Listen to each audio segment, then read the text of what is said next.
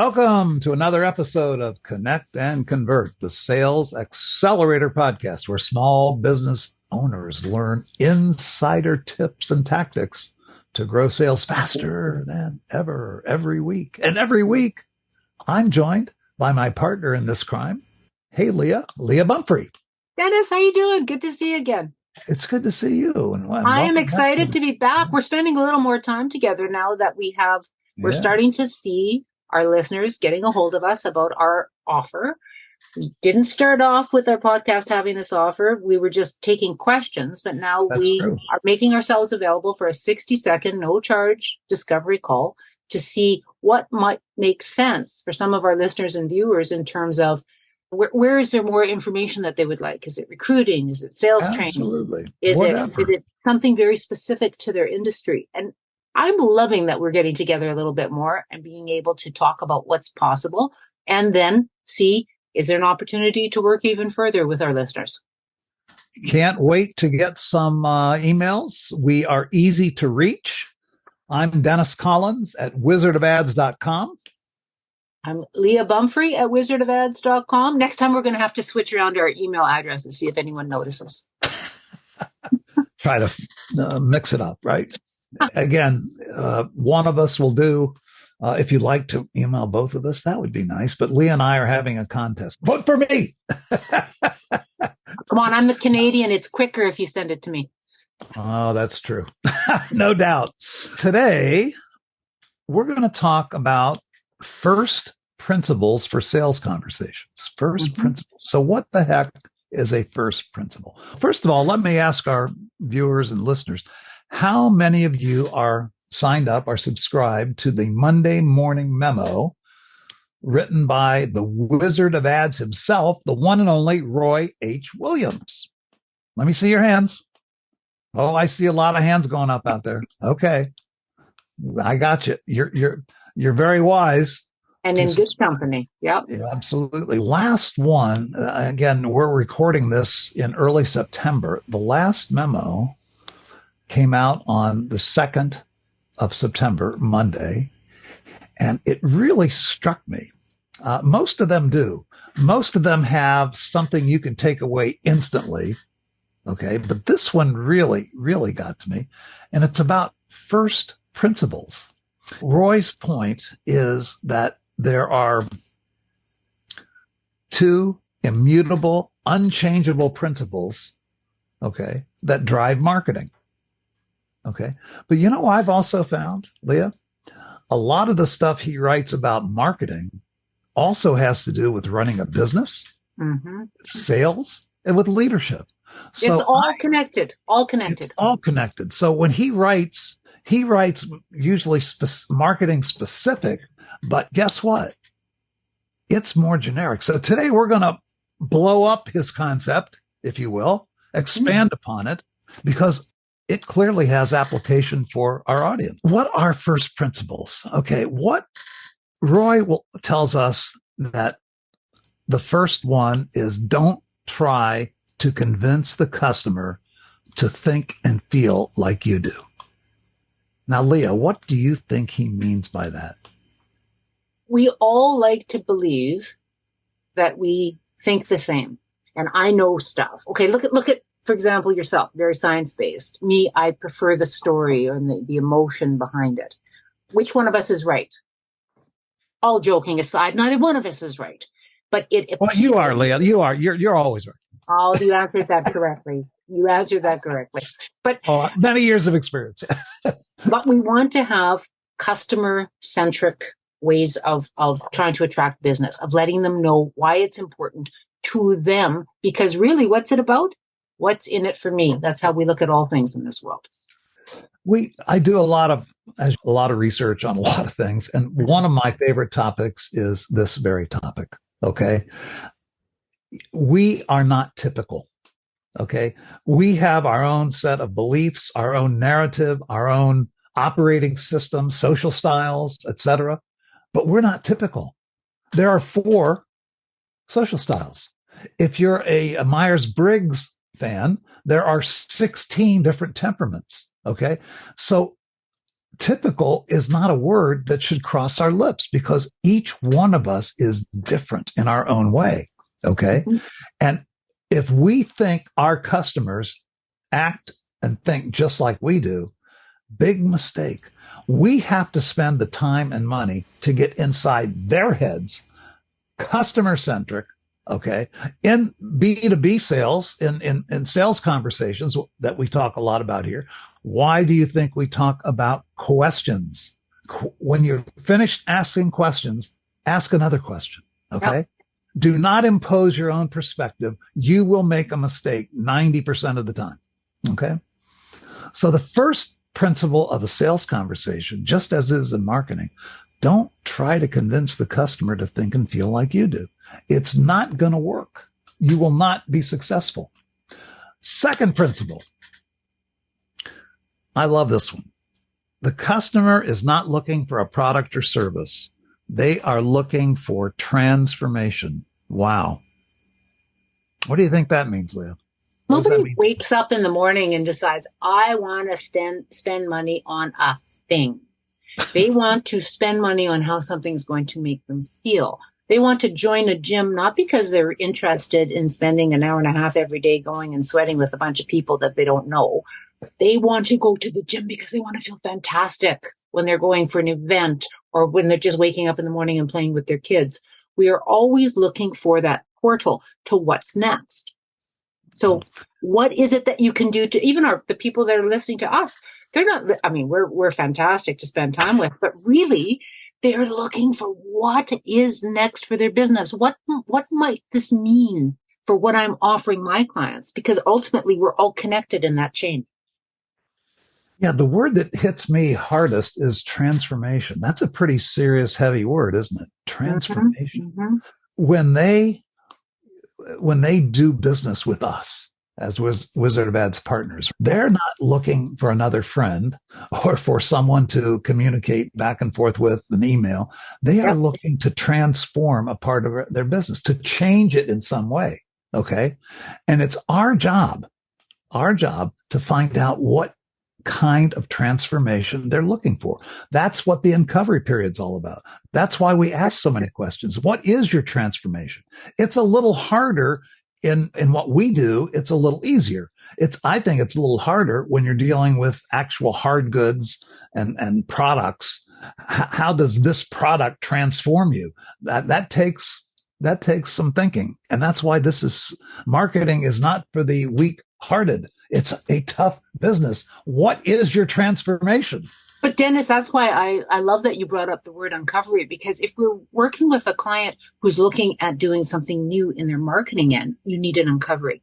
If we're working with a client who's looking for something new when it comes to training, you need an uncovery. If there's a cookie cutter, if it's off the rack, oh, you're this type of business, this is what you need. That has nothing to do with the person. That's about you and me. That's why everything from the podcast to our questions to our 60-minute discovery call to what may happen next is so personalized. Indeed. Talk about personalizing. I see on our screen right now 4 very attractive people. I see our partner, Michelle Miller. I see Leah. I see Vi Wickham. And I see some old man in the woods there that's kind of popping out. But I feel like the gal, I remember the teacher on Romper Room. That's what I see Dennis. I see, you know what? And that's the thing. We want our listeners, please subscribe to the Monday Morning Memo. And the little secret is when you subscribe to it, there's some great information. But Roy always takes you on a bit of a trip. And it's about 2 to 5 minutes every week of going down the rabbit hole. You click on the picture at the top of it and it takes you down. And in this one, you get the added surprise of getting to see our picture. Yeah, boy, that was a surprise, wasn't it? Yeah. So there we go. So let's talk. I always like to have action steps, Leah. I mean, we can talk theory all we want, but I love to leave our audience, what can you do today? Okay. Right. So first thing I would suggest is make sure that whatever business you're in, before you start, quote, selling anything, understand their needs. Confirm. Do I understand your situation? Do I get you? Because they're asking that question. Mentally, they're saying, does this guy get me? And if you answer that, you put yourself in a very strong position to consummate the deal. Here's one of my favorites: to listen more than you talk. I can't hear you. What was that? Yeah, I'll buy you a hearing aid. Okay. We are wired to talk. We get a dopamine release when we self-disclose. It feels good. We do not get a dopamine release when we listen. Therefore, if we have a choice between talking and listening, we choose talking. But that's not going to help build a customer-centric relationship. That will build a traditional features and benefits. Let me tell you what's good for you. And that just doesn't work. Now, here's a good question. We all talk about value. Where does value live, Leah? What's the home of value? Where does it reside? People mistaken value for dollars. That's not where it is. Value is in the individual heart. I will value this coffee mug because it is from a mining company that one of my sons worked with. I value it. For someone else, it's just a coffee cup. The value is assigned by the person. It has nothing to do with the monetary. Boy, oh boy, he said, and unfortunately, a lesson not well learned. We all seem to think there's some that we create value. No, we can help the customer create value. We can help if we do our sales conversation properly. But the value resides, as Leah said, in their mind. Okay, so how about just providing solutions? I don't like someone to just give me, here's this product. Okay, what does it do for me? What does it solve? What does it solve? Mm-hmm. And of course, the key word, respect. Respecting the customer, respecting their time, respecting their decisions, even if they choose not to use you, exiting with respect. That's right. And you know what? Part of that, there's the one, and it's a trilogy, really. It's the combination of trust, honesty, and transparency. They build with each other. And it doesn't mean you're going to end up working with that person now. It doesn't mean that you're never going to, but you build a trust so that when you think of that person, you reflect. And yeah, that's someone I would talk to. I would ask that. It's very open. This is when they're available. This is when they're not. It's based on real life. Authenticity, right? So what can I suggest to our audience? I always like to make a challenge, and today I will make this challenge. How often do you actually review how you have structured your marketing messages and your sales conversations? Are you stuck in the old features and benefits recitation? Surprisingly, there are many that still are. They say, no, that's not me. That's the other guy. But when we do an analysis and we help them see their, quote, blind spots, they say, what? That's what we're doing? Yeah, that's what we're doing. How many questions are your marketing people and salespeople asking? How many needs do they uncover? How much time are they talking versus how much time is the customer talking? These are all metrics that we can help you with. And guess what? We know we have developed very strong programs that can tell us what a successful sales conversation looks like and sounds like. So I'm going to make another offer on top of the offer Leah made at the top. Send us a recorded sales conversation. If you have a recorded sales conversation, we will keep it private. Okay. We will not disclose it, but we will analyze it for you free. Okay. Producer Paul has come up with all kinds of gadgets and gadgets to make this possible. So email us either Dennis Collins at wizardofads.com or Leah Bumphrey at wizardofads.com.